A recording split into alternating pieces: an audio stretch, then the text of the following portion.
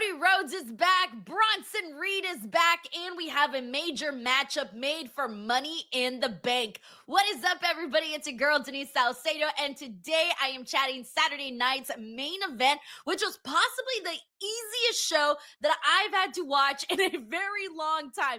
And I say easy because I didn't watch live today. I watched the show afterwards on replay on the Peacock, no commercials. And if you fast forward the entrances and you fast forward the replays and things like that, you can watch this show in give or take between 46 to 50 minutes, depending on how much you fast forward. So this was a super easy show to watch. I just watched everything that I needed to, and it almost felt like I was watching the highlights of Saturday night's main event, even though it was the entire show. Because for those of you who watch live, based off the comments that I got on Twitter, a lot of people were saying, oh my God, this had so many commercials, which if you are watching in real time, you do get a lot of commercials. But if you watch on the replay, it's a lot of an easier watch to do because you're just seeing all of the bits, no commercials. So it almost felt like I was watching a YouTube highlight reel of Saturday night's main event. Here's the thing about Saturday night's main event. Saturday night's main event for a while now has sort of felt like a show that you could miss, that you didn't necessarily have to tune into. And right off the bat, I want to say that this was probably the most noteworthy, newsworthy Saturday night's main event that we've had ever since they brought the show back to life. And I think that the reason that they did this is that the conversation surrounding this show was really no conversation. People were saying, dude, you could miss Saturday night's main event. You don't got to tune into the show. And so today, a couple of things were occurred that made me say, shit, I wish I would have been watching live. And I ended up getting everything spoiled for me, but it was fine. I was actually seeking the spoilers out, so I don't think they're spoilers if I was seeking them out. I just wanted to know what happened on the show and if it was worth tuning into. And I feel like it was definitely worth tuning into, but you didn't necessarily have to watch like right at the moment. So let's get to it. What actually went down? Was this show any good? And what the hell happened? All right. So I want to start off by saying that I did think Saturday night's main event was really cool. Best Saturday night's main event so far. And I felt like there was a lot that we are moving forward with. And I want to kick things off with the thing that I was most intrigued by. And that was the tag team match between Seth Rollins and Bron Breakker defeating CM Punk and Sami Zayn. So first and foremost, right team won. But the thing that I mostly want to talk about is not even the matchup itself, because I felt like we got a very sped up version of what these four guys can do. We probably would have had a longer match if it happened on Monday Night Raw, to be honest, but whatever, it's fine. But the big thing, guys, if you are a fan of my show, if you tune in every week or you watch the videos, you know that your girl over here is a big fan of Bronson Reed. And not only that, when everybody was talking about like, oh, hey, who's going to be the third mystery member of Seth Rollins' new group? Who's it going to be?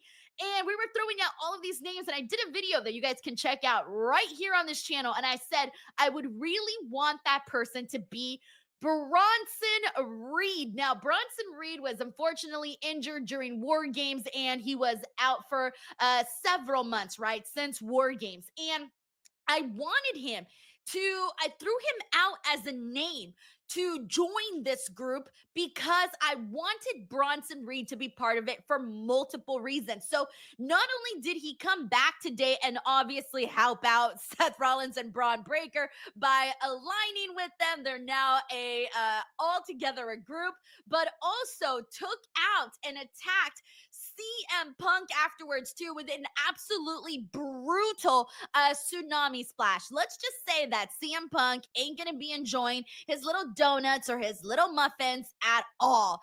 And so I was really wanting him to be part of this group for multiple reasons. First and foremost, Seth Rollins has said a bunch of times that this group is all about the future, right? And Seth Rollins, yeah, he's been in WWE for a while, so he's not necessarily the future. We know that the future is going to be Bron Breakker, the guy next to him, but we also know that the future isn't just one guy. You need to have a couple more guys. And so having Bronson Reed as another guy in this group to be considered the future was one reason that I was excited or wanting him to be part of this group. Another reason that I wanted him to be in this group is because he has history with Seth Rollins. Him and Seth Rollins had a couple of matches together, lost one, won one, and also he had taken out Seth Rollins for a good period of time after he hit him with all of these tsunami splashes a couple of months back or whatever it is, way more than a couple months back, but whatever that happened, right, on an episode of Raw. And so he now can say, hey, man, I know what this guy can do. He took me out. But hey, I have respect for him because I went in and I defeated this man, but then he defeated me. So Seth Rollins can honestly say that Bronson Reed is someone to be terrified of, and he can talk and speak highly of him and have that respect for him again because of the history that we have already seen with Seth Rollins and Bronson Reed. So that was another reason I wanted him in the group. The other reason I wanted him in the group is because one of the things that I love most about Bron Breakker is that he's a very intense guy, right? Like he's got a lot of intensity. He's pretty scary. We've seen him move. It's pretty crazy, right?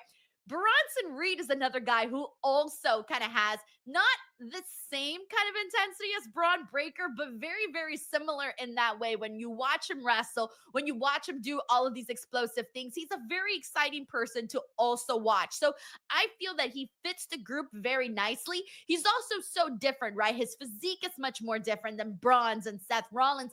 And you need guys like that. You know, when the meat is good, the meat is good. And so Bronson Reed coming in and just fitting in with this group is perfect in my opinion. So when I saw this spoiler on Twitter, oh, I thought to myself, of all the shows to miss, of all the moments, this was the moment that I was most calling for. And then it all happened when I wasn't watching live.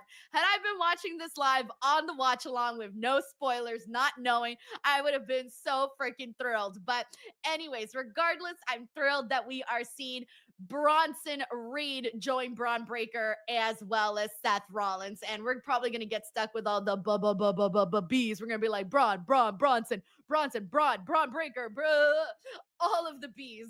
Anyways, but that was one of the biggest things that occurred on the night. I want to go ahead and get into the next matchup, which was relatively very, very quick. It was the Women's United States Championship match. Zelina Vega defeated Chelsea Green. This match wasn't necessarily the best match. Unfortunately, there was kind of like a weird hiccup when Zelina Vega attempted the 619. It didn't necessarily look too good. The matchup was very, very brief, but they went out there, they tried their best. A lot of people heading into Saturday night's main event were bringing up the fact that there wasn't even a women's match on the card. And I almost feel like WWE saw that and thought, oh shit, you know, the people are talking about how there isn't a women's card and match, and probably added this one and really didn't give it too much. It was very, very quick.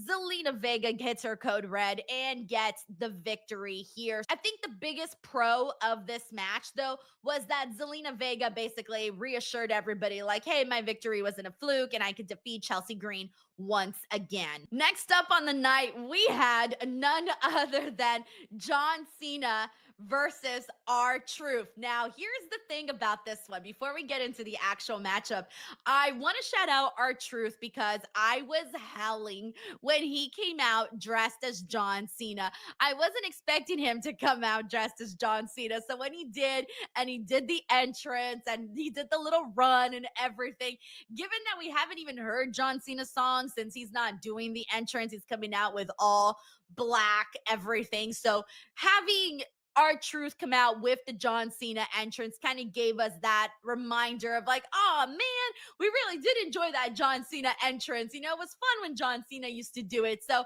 we had R-Truth out there dressed like #1 fanboy. For John Cena. So that was very, very fun to see. But throughout the match, if you were expecting anything serious, I really hope you weren't, because this was not really meant to be anything too serious. This was an easy night for John Cena to collect the paycheck, and we're down another appearance. I lost track at this point as to how many more appearances are left for John Cena. But basically, throughout this match, you were seeing R-Truth try to hit all of John Cena's moves. But in the end, John Cena executes his own attitude adjustment and defeats R-Truth and calls it a day, right? So unfortunately, R-Truth is now proof that you should never meet your dang heroes, all right? But either way, I didn't really care too much about this. This really wasn't for me. This wasn't the thing that I was most looking forward to for Saturday night's main event. So I'm glad they kind of got it over and done with very quickly. The next match, I don't think this feud is over and done. I also wish that the matchup itself, the steel cage, wasn't done so quickly. It felt like it was so brief, but I think that's what Saturday night's main event kind of feels like. I said earlier, it almost feels like you're watching highlights of the show, but it's the show itself. And that's the one thing I don't like about Saturday night's main event, is that I don't feel like we get the full version of what a match can be. And so Damian Priest defeats Drew McIntyre in a steel cage match, but the way that the finish happened was very interesting. Drew McIntyre tries to defeat Damian Priest the same way that he did at WrestleMania. I loved that he made that attempt, and I loved that Damian Priest was ready for it and did not let that happen. But what Damian Priest did do, though, was hit a concerto. And we even got a reminder of Edge, who used to be in the Judgment Day, got the whole thing started. We even got an Edge shout out, guys. And of course, Edge is over on the AEW side of things now. But well, I guess, I mean, if you want to be technical, he's technically Cope, right? He's not Edge anymore, but still. Anyways, so he hits the concerto on Drew McIntyre and walks out. He walks out. He leaves Drew McIntyre on the mat, lights out, and he leaves. Now, my reaction to this, my initial reaction was, oh, that's different. You know, Damian Priest doesn't seem like the type of guy that would want to win in that fashion. And I didn't like it at first. At first, I did not like this finish because I thought, damn, Damian Priest, you're kind of a heel for doing this, right? And he's supposed to be the babyface in this, if I'm correct. At least Drew McIntyre seems like the bigger heel in this. And so the fact that he did that to Drew, it felt super, super heelish, right? Okay, that's not necessarily a bad thing, right? You want to see your baby faces with some edge. Damian Priest is definitely one of those people with edge, right? But at first, I did not like it. But then I started to think about it a little bit more, and I thought this is going to be so embarrassing for Drew McIntyre. Drew McIntyre is the guy that has so much pride. He holds his head held high, and it's embarrassing for him to kind of lose in this fashion. And so now Damian Priest can make fun of him, can mock him, can have one over, can make him suffer for the way that he lost this matchup. And so it got me thinking, all right, maybe this finish wasn't necessarily, maybe there's more reason to like this finish than I originally did. But it seems to me that the story will continue between Damian and Drew. And now they're both 1-1 on each other, where Drew got the Mania win, Damian got the Saturday night's main event win. And I have a feeling they're going to go and do another additional matchup because they have something good here with Drew and Damian. And some people like it, some people don't. I'm digging it just because I really enjoy the work that Drew McIntyre does. I'm also a fan of Damian Priest, and I feel like them together, they really do feel like they hate each other. And I think that's the part that I like the most. So I do think there's another match that we are going to be seeing in this whole saga between Damian and Drew. At this point, because of the hatred that Drew McIntyre brings in his feuds, you don't get one-off matches anymore. No, guys, you get a whole trilogy. We saw it with CM Punk, and now look at us. We're about to be getting it with Damian Priest. But that's the thing, though. He gets us hooked, I think, on the stories that he is telling. But I'm excited to talk about what happened after this too, because there's a lot. We got a major return, and that was the return of the American Nightmare, Cody Rhodes, and also a big match announced for Money in the Bank. However, before we get to that, I want to let you all know that my bookie is the sponsor of this video. And as we all know, Backlash is in the books and winners got paid. Now it's time to regroup before the storm hits. That is right. Just like WWE, the real setup is already in motion. Every promo, every face-off, every backstage stare down on Raw and SmackDown is building toward one thing. And that one thing, my friends, is Money in the Bank. So have you ever thought about betting on WWE? Betting, for example, on Money in the Bank? Well, you can definitely do so at my bookie. And if you know anything about Money in the Bank, you know the chase is coming. There's surprise cash-ins. We have career-defining moments, wild upsets. It's one of the most unpredictable cards of the year. And if you're ready, it could be one of the most profitable shows too. Even if you've never bet on WWE before, this is your window. Keep one eye on WWE and the other on my bookie. When the lines go live, they won't sit still for long. Lock in now. Go to my bookie, use my promo code Denise, and boost your bankroll. Deposit $50, get an extra $25. Go bigger with $100, and my bookie throws in $50. Bet smart, stay ready, and cash in when it counts only at my bookie. So now, let's go ahead and get into the main event of Saturday night's main event. Logan Paul and Jey Uso ended up being the main event, and I didn't think it was going to be. I actually thought the main event was going to be Drew McIntyre and Damian Priest in the steel cage match, because I thought, okay, a steel cage match, that's definitely going to be the main event. And also because I looked at Jey Uso and Logan Paul as being such a predictable matchup that I really wasn't expecting it to main event the show. But we ended up getting this match here with Logan and Jey that was not half bad. Obviously, Logan Paul is very athletic, Jey Uso is entertaining, but during this matchup, though, as they were handling their business, John Cena, Jey was about to get his win over here on Logan Paul. And I should mention that earlier in the night, John Cena and Jey Uso had a confrontation where, as you all know, John Cena wants to ruin pro wrestling. So he wanted to see a YouTuber like Logan Paul get the win instead of Jey Uso. So he goes out there, pulls the referee's leg, and goes in and attacks Jey Uso, and clearly trying to stop Jey Uso from retaining his championship.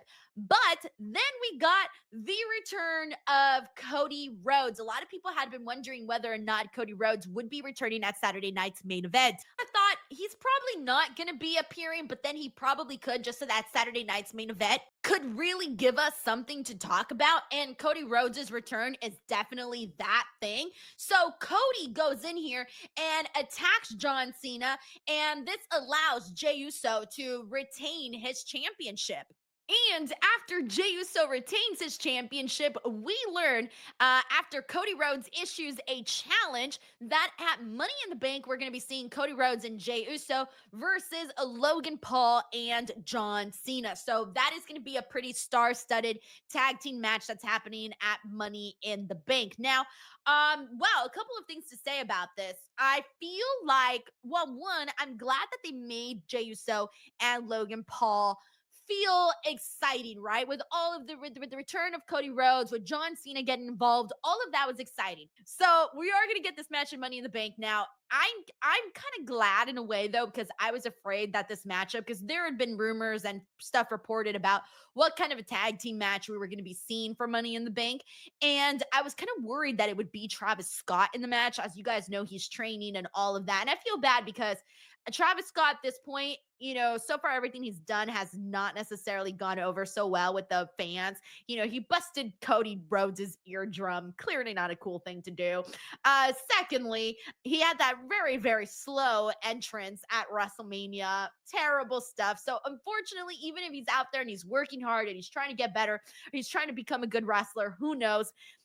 because we've seen what we've seen so far from Travis Scott, I'm not necessarily jumping up and down over the moon to necessarily see him get in the ring. So when I saw that this was the match that was going to be made for Money in the Bank and that John Cena would be teaming up with Logan Paul instead, I kind of prefer this version a whole lot more. I also was very, very intrigued just seeing like John Cena go after Jey Uso. I thought that was good, but I was glad to see Cody Rhodes back. His presence not being on the show, you could feel it. Watching SmackDown and not having your Roman Reigns, not having your John Cena's, not having your Cody Rhodes, there is a big blank space there that you want to fill.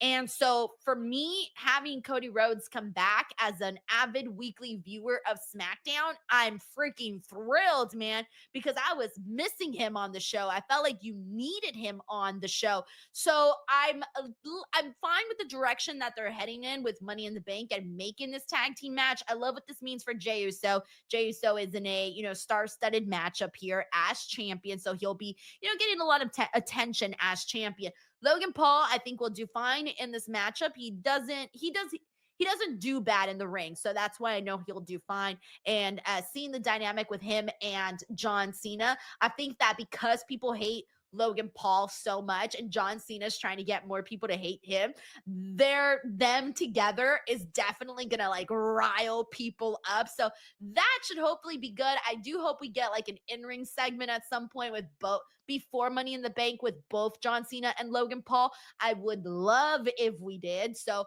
hopefully they do that because I just want to see everybody just like give them all of this heat while they're in the ring. So that'll be cool. Right now, there's so much wrestling going on. And if you're a wrestling fan and you're enjoying hear me talk about pro wrestling, make sure you guys check out this video right here because this is the video that YouTube thinks you're going to enjoy based on the videos that you've already seen. On top of that, if you want more daily pro wrestling content, please do not forget to subscribe to the channel for more. That's it for me here today, guys. Thank you so much for watching. Let me know your thoughts on Saturday night's main event in the comment section below. Catch you on the next one. Bye, everyone.